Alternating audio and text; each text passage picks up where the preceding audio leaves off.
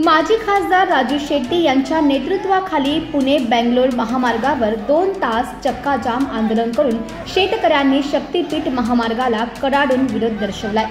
एकच जिद्द शक्तीपीठ रद्द या घोषणा देत जिल्ह्यातून आलेल्या शेतकऱ्यांनी सरकारविरोधात जोरदार घोषणाबाजी केली। या आंदोलनामुळे राष्ट्रीय महामार्गावर सुमारे 2 तास वाहतूक ठप्प झाली होती।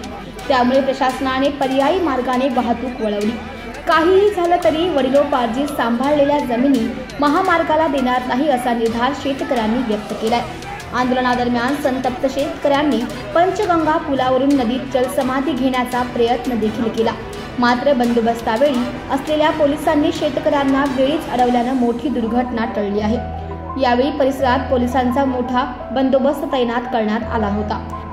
मुख्यमंत्र्यांना सुबुद्धी देण्यासाठी पंढरपूरला जाऊन पांडुरंगाला साकडं घालणार असून कोणत्याही परिस्थितीत शक्तीपीठ महामार्ग होऊ देणार नसल्याचा इशारा यावेळी स्वाभिमानीचे नेते राजू शेट्टी यांनी दिलाय। शक्तीपीठ महामार्गाविरोधात आज शेतकरी आक्रमक झालेला आहे। कोल्हापुरातल्या पुणे बेंगलोर हायवेवर रस्ता रोको केलेला आहे, चक्काजाम आंदोलन केलेलं आहे। ही सगळी दृष्टी आपण पाहतो की या महामार्गावर शेतकऱ्यांनी रस्ता अडवून धरलेला आहे आणि शक्तीपीठ महामार्गाला मोठ्या प्रमाणात विरोध केलेला आहे। खरं तर आज कृषी दिना दिवशी शेतकऱ्यांना रस्त्यावर उतरावं लागतं, हे दुर्भाग्य असलेले काही शेतकऱ्यांनी देखील म्हटलेलं आहे।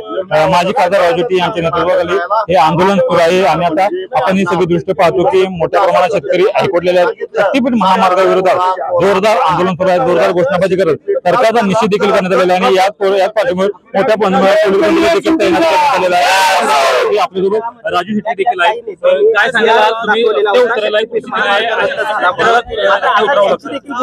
खरं तर आज कृषी दिन आहे, सरकारी कृषी दिन आहे, सरकार साजरे करते। पण कृषी दिना दिवशी शेतकरी आपल्या अन्यायाच्या विरोधात कैफियत घेऊन रस्त्यावर आलेले आहेत, याचं सरकारला जरा तरी वाटलं पाहिजे।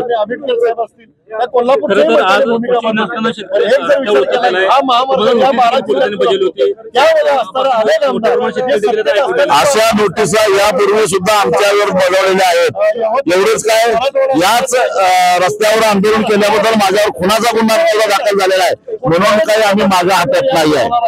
काय भूमिका न्याय व्यवस्थेसमोर पाठ म्हणून आम्ही जाऊ, हे आम्ही सविनय कायदेभंग केलेला आहे। काय केलेला आहे हेही सांगावे। मोठ्या प्रमाणात विरोध होत असताना सरकार मात्र कुठल्याही परिस्थितीत शक्तीपीठ महामार्ग करणार या भूमिकेत आहे। कोल्हापुरातले नेते देखील हातभार झालेला पाहिजे। 50,000 कोटीचा लोण्याचा घोडा यांना गिरमकृत करायचा आहे, पण आम्ही सहजासहजी होऊन देणार नाही।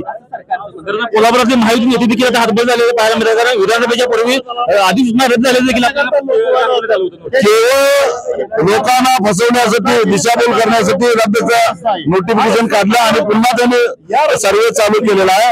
याचा अर्थ सरकार हे खोटारडं आहे, यांच्यावर विश्वास आम्ही ठेवणार नाही।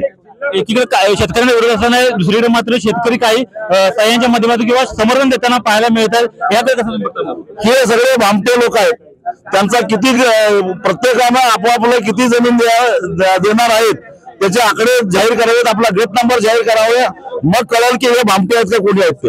खरं तर सरकार कुठल्याही परिस्थितीत मोजणी करण्यास सुरुवात केलेली आहे आणि कोणत्याही परिस्थितीत आम्ही करणार मोजण्या होऊन देणार नाही। ड्रोन न करण्याचा प्रयत्न केल्यावर गोपनीय आमच्याकडे गोपनीनं एक ड्रोन टिपो, परंतु आम्ही मागे हटणार नाही। आता पुढील भूमिका काय असणार तुम्ही चक्काच्या याच्यापेक्षाही तीव्र आंदोलन करू। पंढरपुरात मुख्यमंत्री येणार आहेत, त्याच्या आधी आम्ही पांडुरंगाला साकडे घालू। हे पांडुरंगा या मुख्यमंत्र्याला काहीतरी सुबुद्धी दे, 7/12 कोरा करायची सुबुद्धी दे, शक्तीपीठ रद्द करायची सुबुद्धी दे, नाहीतर आम्हाला लढायला बळ दे। अशा असताना एवढ्या विरोध असताना जर सरकारने जर दमदाटी केली, पोलीस बंदोबस्त शक्ती मोजणी केली, शक्तीपीठ महामार्ग लागण्याचा प्रयत्न केला, टप्प्याटप्प्यानं तुम्हाला कळेल आंदोलनाची तीव्रता काय आहे। सरकारला काय आव्हान असणार?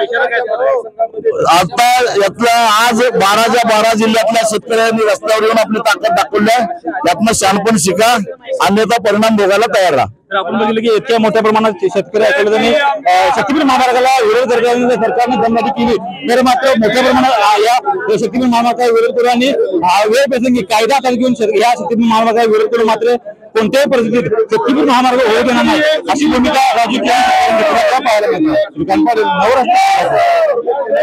पण त्याचबरोबर ज्यांच्या जमिनी जाणार नाहीत, त्यांच्या जमिनी पुरा खाली जाणार आहेत, त्याचबरोबर कोल्हापूर असेल, इचलकरंजी असेल, सांगली असेल, या शहरांना सुद्धा महापुराचा मोठा तडाखा बसणार आहे आणि त्यामुळं केवळ या शक्तीपीठ महामार्गातून 50,000 कोटीचा ढपला पाडून काही लोकांचं कल्याण होईल, पण शेतकऱ्यांचं आणि सर्वसामान्य माणसाचं नुकसान होणार असेल तर आता लोकप्रतिनिधींनी त्याला तोंडाला लावलेलं कुलूप उघडावं, विधिमंडळामध्ये आमचा सामान्यांचा आवाज तिथं घुमवावा, अन्यथा या 50,000 कोटीमध्ये त्यांचा हिस्सा आहे असं आम्हाला समजावं लागेल।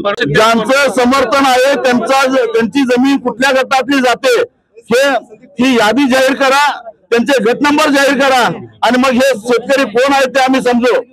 परंतु हे भाडोत्री लोक आणून कुठले ठेकेदारांना अजून कुणाला सरकारच्या लाभधारकांना आणून सह्या करून सह्या काय मी 5 लाख सह्या गोळा करून दाखवतो विरोधाच्या, त्याला अर्थ नाही। ज्याचं जळतंय त्यालाच कळतंय आणि म्हणून या ठिकाणी पावसाची तमा न बाळगता शेतकरी मोठ्या संख्येने आले। आणखी तीव्र करणार का? अजून तीव्र करणार आहे। शक्तीपीठ कदापि होऊन देणार नाही आणि 50,000 कोटीच्या लोण्याचा होऊन देणार नाही। मुख्यमंत्री पंढरपुरात येणार आहेत अशा निमित्त काय त्याच्या आधी पांडुरंगाला आम्ही जाऊन साकडे घालणार आहोत। हे पांडुरंगा या मुख्यमंत्र्यांना सुबुद्धी दे, महाराष्ट्रातल्या शेतकऱ्यांचा 7/12 कोरा करायची सुबुद्धी दे आणि शक्तीपीठ लादून 12 जिल्ह्यातल्या शेतकऱ्यांच्यावर वरवंटा फिरवणाऱ्या सांगली, कोल्हापूर, सातारा जिल्ह्यावर महापुराचं संकट आणणाऱ्या या मुख्यमंत्र्याला सुबुद्धी दे, अन्यथा या मुख्यमंत्र्याच्या विरोधात या सरकारच्या विरोधात लढायला आम्हाला बळ दे। हे साकडे मी पांडुरंगाला घालणार आहे।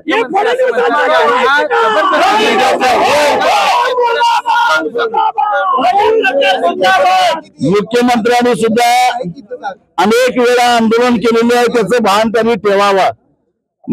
माझ्याकडे अजूनही क्लिप आहे। 10 वर्षापूर्वी त्यांनी नागपूरला एक दिंडी काढलेली होती पाशा पटेल आणि त्यांनी, आणि त्या काळामध्ये 6,000 रुपये सोयाबीनला भाव मागितलेला होता। त्यावेळी मुख्यमंत्री तुम्ही काही स्टंटच करत होता का हे सांगा, हे मी त्यांना जाऊन समक्ष विचारेन।